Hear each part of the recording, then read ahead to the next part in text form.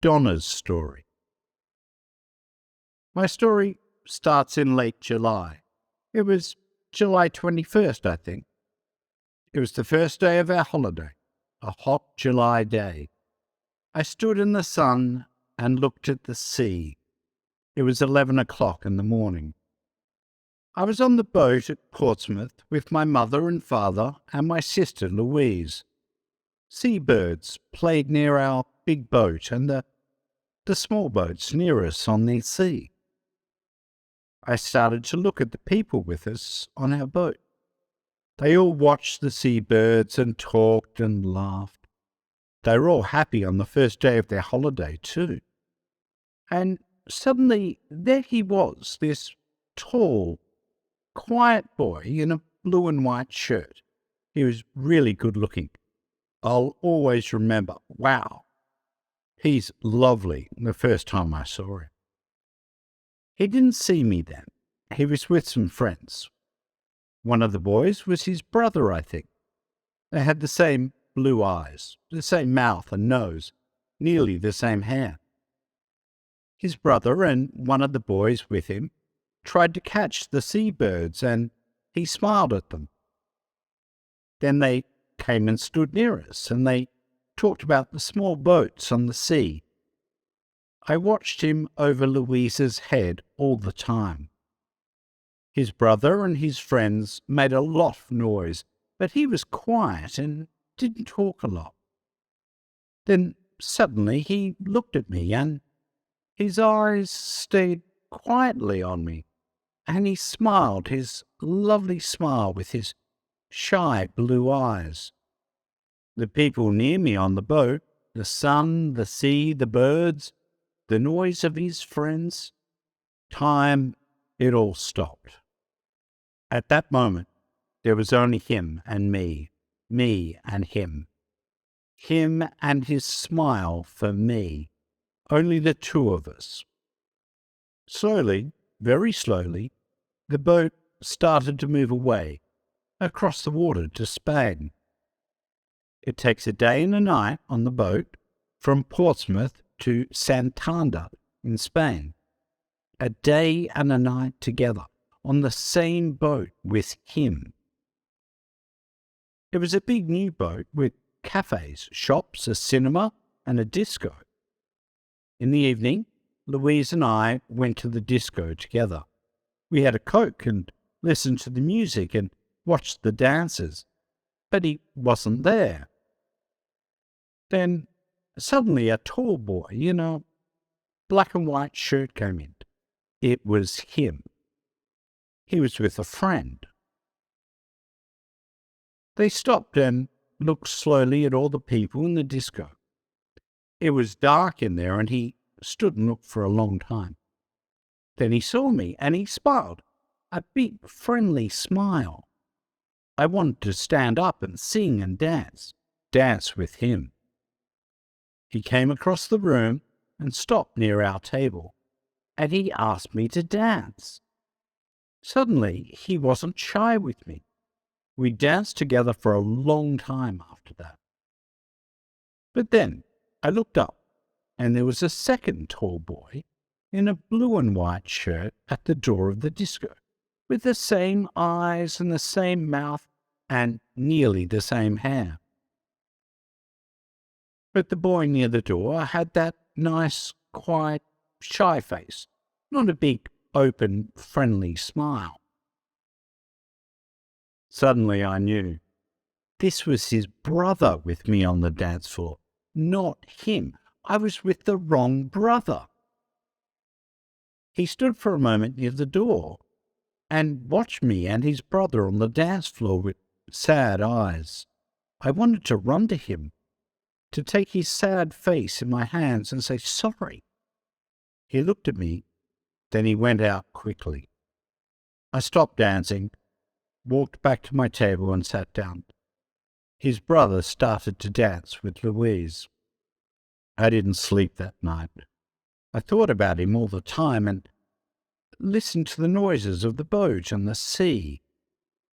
In the morning, I went to the cafe at 8 o'clock and waited there with my sister for a long time. I wanted to say sorry to him. I had 4 cups of coffee and I don't really like coffee. But he didn't come. Where was he? Where was he? At 11 o'clock we arrived in Santander.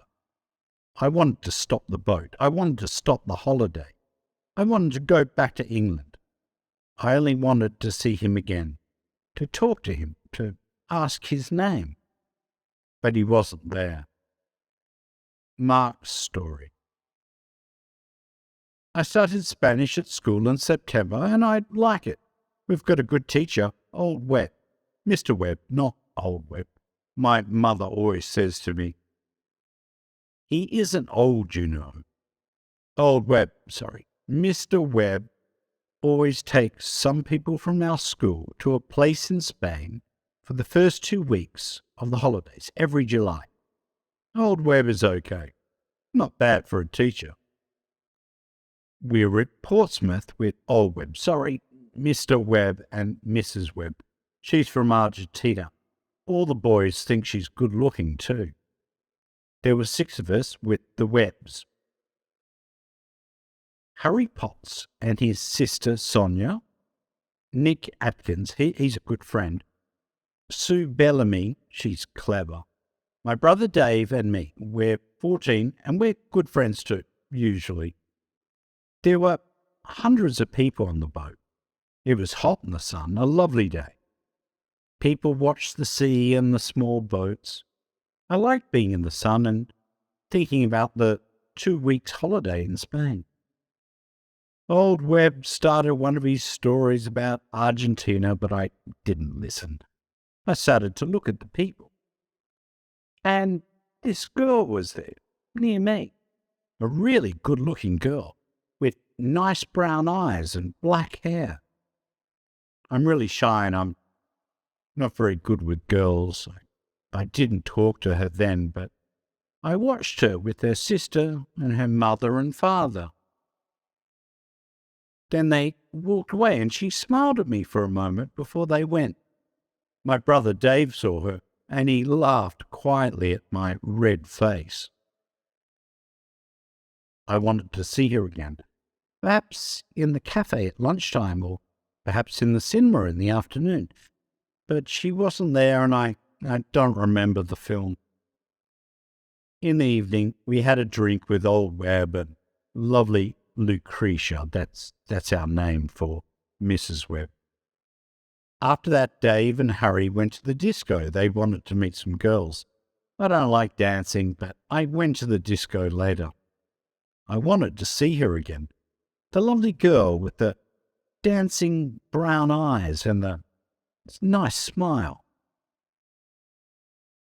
It was dark in the disco and I stood near the door and watched the dancers. Then I saw her on the dance floor and she was with Dave, with my brother Dave. She smiled at him too, a lovely smile. I didn't want to watch. I walked out. I went and looked at the sea and thought about things quietly and thought about her and Dave. I was up early in the morning before 6 o'clock. I went out again and watched the early morning sun and the sea. There was only one old man and the seabirds there with me. The old man smiled at me, but we didn't talk. I'd liked being quiet. I went in and had a coffee in the cafe, but I didn't want to eat. All the time I wanted to see her. I wanted her to walk into the cafe and come across to my table and sit down with me and tell me her name and talk to me. But she didn't come. I waited and waited, but she didn't come.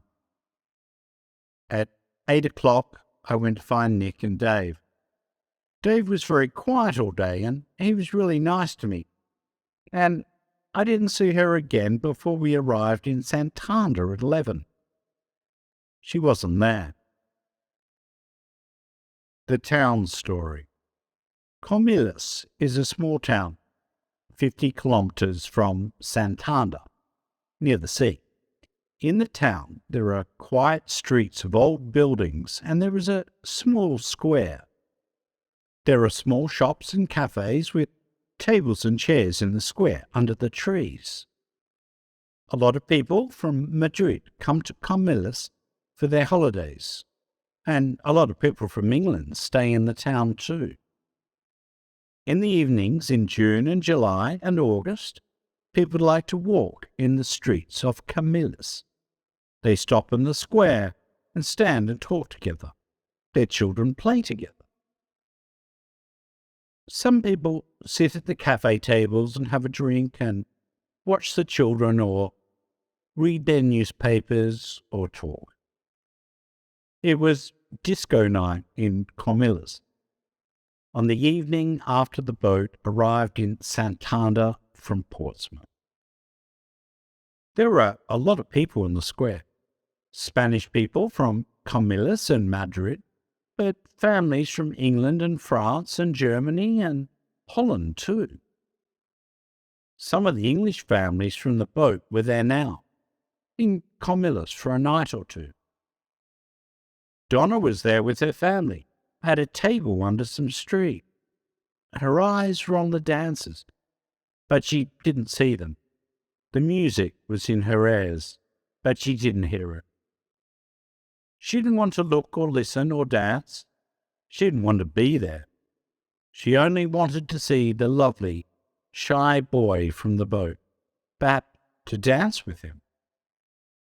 First, Mr. and Mrs. Webb wanted to go to a little place near the beach where they always had good fish. They wanted to have a good time on their first evening in Spain. And later there was the disco in the square at Comillas.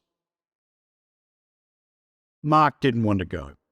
He didn't want to eat or dance or talk or laugh. He wanted to sit quietly and think about the good-looking girl on the boat. Where was she now? But Dave and Harry and Nick and Sue all wanted him to go. Later that evening, he walked into the square at Comillas with his friends. They found a table at one of the cafes, and they all sat down. Mark looked slowly at the people at the tables around them. Donna looked sadly at the people dancing and standing in the square.